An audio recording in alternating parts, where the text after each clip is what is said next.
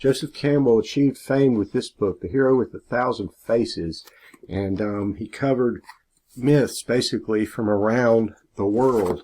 To show you some of his other books and prove my point, here's one called Occidental Mythology,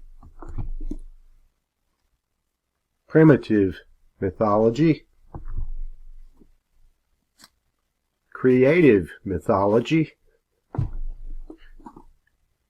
Oriental Mythology. The quintessential piece, and I've given you the first episode of the documentary on the webpage that I built for us, is The Power of Myth. This is an interview with Bill Moore on PBS. It's relatively dated. I think it's 1988. But in that interview, ironically, I opened it up to the fall of Eden, Garden of Eden. He covers all kinds of things. Like I said, this is where George Lucas gets the idea for Star Wars from. But this is just the interview. So I've given you the video and I've given you the written text there. So you can go through and check that out. If you're interested in Campbell, for me, he's extremely interesting. But I made an extremely interesting PowerPoint for you, I hope. I've used things from current movies, mythology, literature. So hopefully enjoy, and hopefully you get a lot out of this. Let me know in the discussion format where we can talk back and forth throughout the semester. It's in the classroom as well. So on with Joseph Campbell. So without further ado, let's jump into it. This is the hero's journey, Joseph Campbell's Monomyth. So why do we think about the journey of the hero? So many great minds throughout history have studied what it means to be a hero. You know, from the beginning of time, people have had these tales, whether they were spiritual or whether they were secular and dealing with society. You know, these tales have been written down, whether they were oral before, such as Gilgamesh, carried on, or whether they were written down using cuneiform or other ways of writing. So, but what do these tales do? That's the important part. You know, they try to help explain why people behave the way they do. And they explain their actions and their deeds and their decisions and how they approach life. That's why these works are important. That was provided within the reading materials. You know, generally a hero has a call to adventure. Now, whether they want to accept that call or not doesn't really matter. Sometimes you accept a call because you want things to change. You have a calling, per se. Martin Luther King Jr. He has a calling.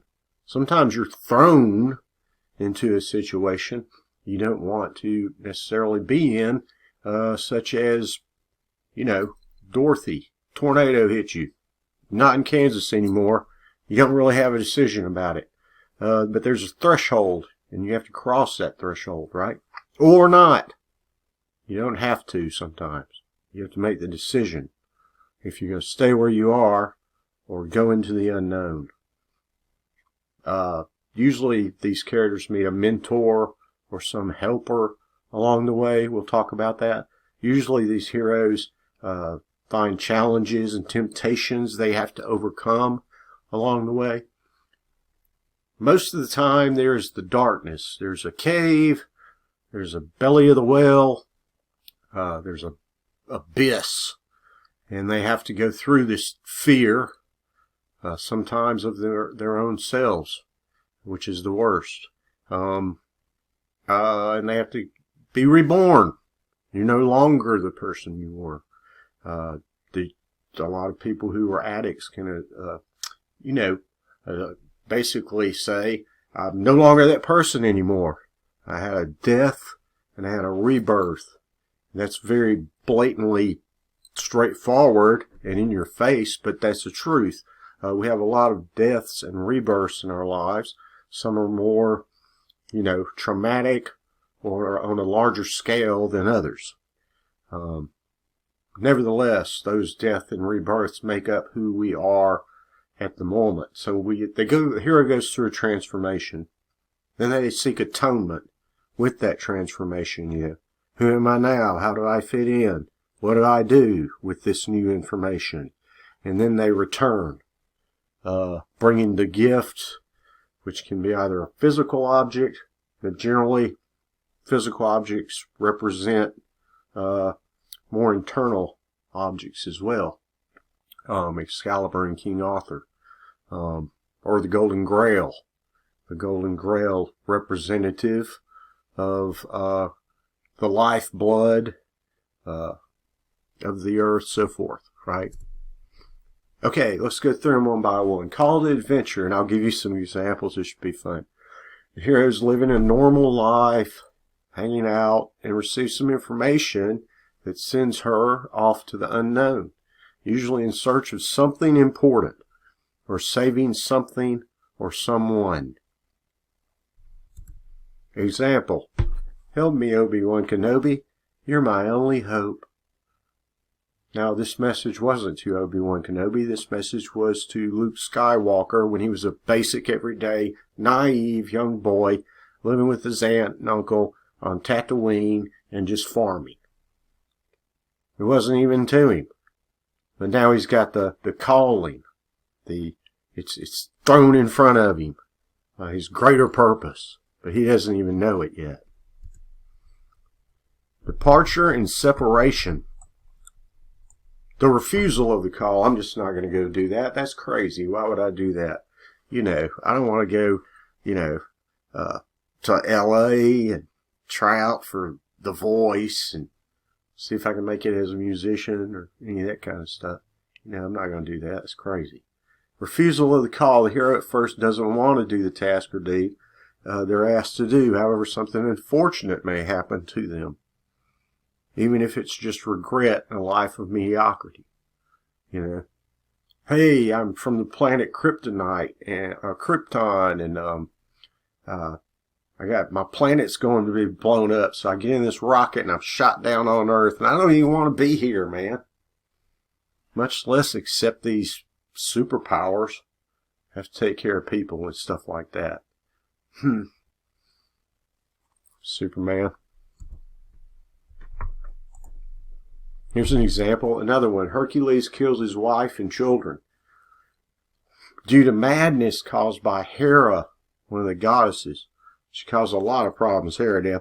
And he would not have gone on his quest had it not been for that tragedy. How many times do bad things happen, and initially they're the most terrible things in the world, and then all of a sudden you realize that, man, I wouldn't be in this position I'm in if that hadn't happened to me. Departure and Separation. A lot of times there's like supernatural aid of some kind. The hero accepts the call. He encounters some protective mystical figure, often an older person, who provides special tools, knowledge, gifts, or weaponry to help the hero in his task, or her task, either one. Here's an example. Perseus receives a helmet from Hermes. Luke receives a lightsaber from Obi-Wan. Dorothy receives ruby slippers from Glinda. All mentors, right? Crossing the first threshold. The heroine must cross over into a world that is strange and unknown to her. Oftentimes there's a guardian or a gatekeeper to guard the entryway. Frodo Baggins must leave his Shire home to go where he has never been before. He's never been out of the Shire. All of a sudden he's got this ring and he has to go all the way to Mordor, and he doesn't want to even leave the Shire. Much less that. But how about this one? Mr. Frodo, if I step one step further, I'll be the furthest from the Shire that I've ever been. Do it, Samwise Gamgee, do it. Samwise Gamgee. Frodo's friend also jumps over that threshold, doesn't he? Right there. Departure and Separation. The belly of the whale. The heroine may not go over a threshold, but go through this process instead. It's a process. It's a transformation. The hero is shaken down, stripped of their former physical and mental selves. Here's an example. when Dionysus, the god of the vine in Greek mythology, was a baby, Hera sends hungry titans to devour him. Hestia, goddess of hearth, saves him, and he is reborn. He had no control over this. He was thrust into this situation. Hestia, the goddess, saves him. Road of Trials, Part 2. Now we're moving down around the circle. The hero is now on his way. He's been transformed across the threshold to a new strange world. And now he begins to encounter obstacles. These can be people, objects, monsters. Monsters in a lot of tales that we're covering this semester. I really like them. I love these tales. This is the first time I've taught these tales together like this. They usually hinder his path, and he must conquer all of them, right? And so that sounds a lot like Gilgamesh, doesn't it? There's usually unseen help from a god or a goddess or other mystical beings. Here's an example. If you have kids or you happen to like Disney movies or so forth, in the Chinese legend of Mulan, she must learn to fight and train as a soldier, proving her stamina and worth. The meeting of the goddess or the god. This is an initiation. On the road, the hero may meet a woman or a male with whom he will have a unique bond. The woman may be his mother, sister, or another god or goddess. But through them, he will receive support and energy. If it's a female heroine, a male figure will be present. Sometimes, if it's a male figure, a female figure will be present. So back to Lord of the Rings. In Lord of the Rings trilogy, Galadriel guides Frodo and provides him with a token of protection, as she is queen of the elves, basically.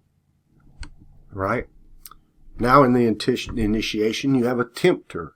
Now this happens in a lot of religious texts as well. There's a temptation.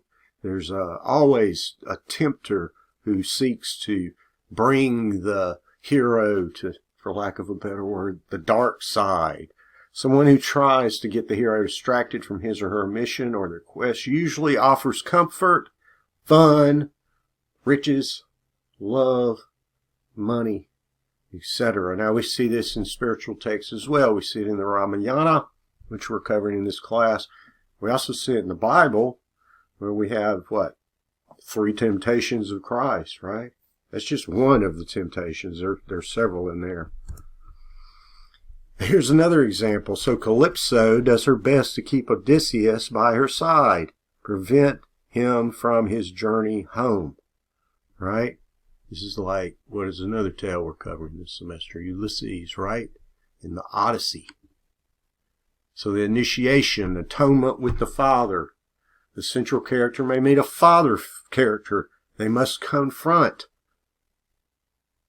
This person is of high authority.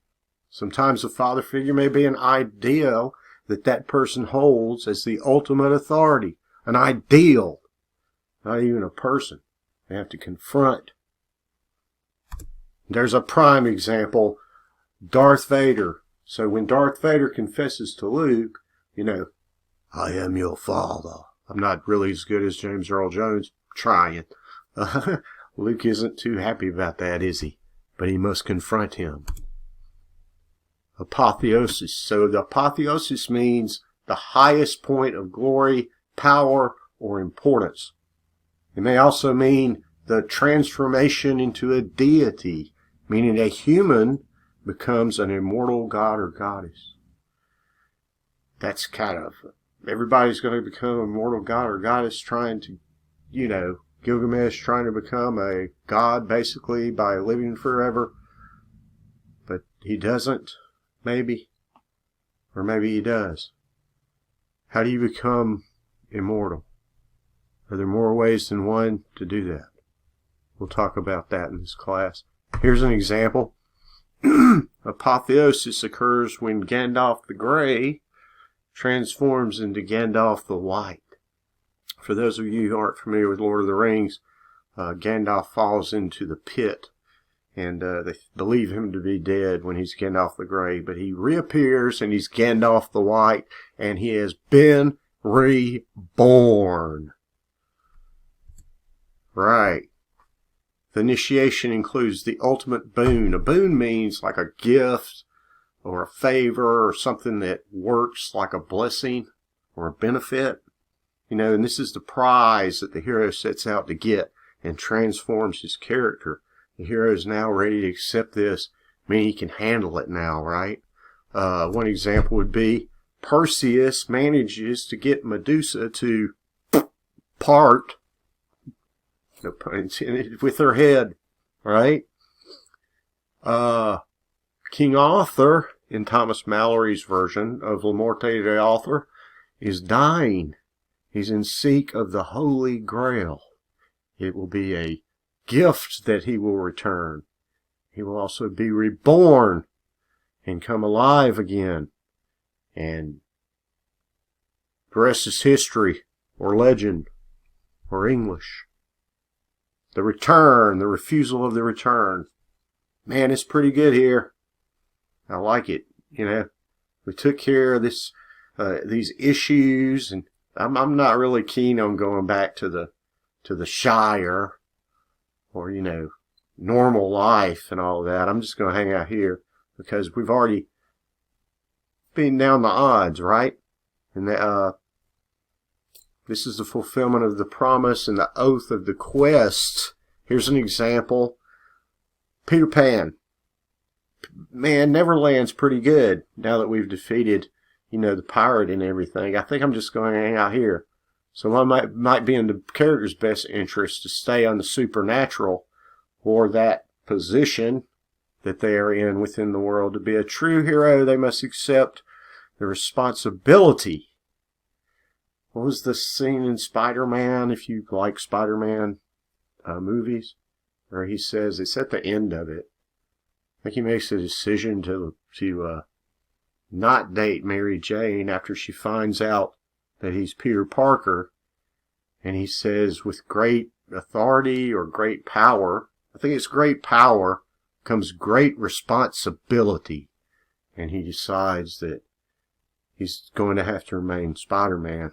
He can't stay in that human relationship because he has a responsibility. Yeah, that fits it. Magic flight. So this is where the character brings the gift, or uses the item, the gift that they have received. Sometimes it's wisdom. It may not be tangible. Sometimes it's the Gandalf returning. Dorothy uses the golden cat one last time to call upon the winged monkeys. She asks their king to carry them to Glinda's realm in the south, and I believe that's the Good Witch, if I'm not mistaken. Rescue from without, the return. So the hero is saved from one final obstacle, from a surprise source. It may be someone he knows or not. Sometimes the plucking from disaster comes from a god or a goddess.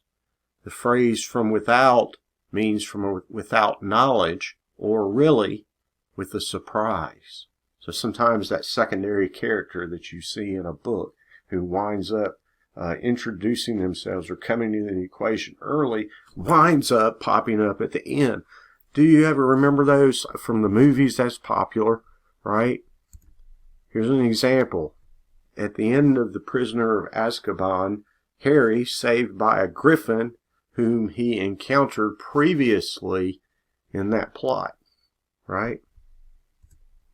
Crossing of the return threshold. The heroine returns to the real world. Sometimes there is one more obstacle that is a remnant of the quest that also enters this world. And the hero must confront one more problem before the journey can come to a close. And I can't think of a better example than, yes, back to Star Wars. Luke must confront Darth Vader one final time. But once they return to the Shire, or they return to Camelot, or they return to Kansas, or the Lion King returns to become the king after he's gone through the quest, entered the belly of the whale and the graveyard and the hyenas, and he returns as the king. The hero feels comfortable in both the world of the divine, or the pathway they've been through, and the world of humans, or where they are now. In Lord of the Rings, Aragorn, Isildur's heir, takes his rightful position on the throne of Gondor and is crowned king. That's why it's called Return of the King. Nobody even knew that he was the king in the very first one. Return of the King. Comes back. He receives the responsibility of protection in the world as Gandalf passes on from Middle-earth. So that begs the real question then. Who is the hero? That's why we read literature. That's why we study myth. That's why Joseph Campbell wrote these books. And that's why we're in this class. Hopefully all of your classes. Hopefully these aren't just courses to, jump hurdles and get through.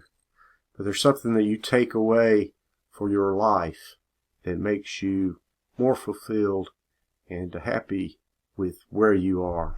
So who is the hero? You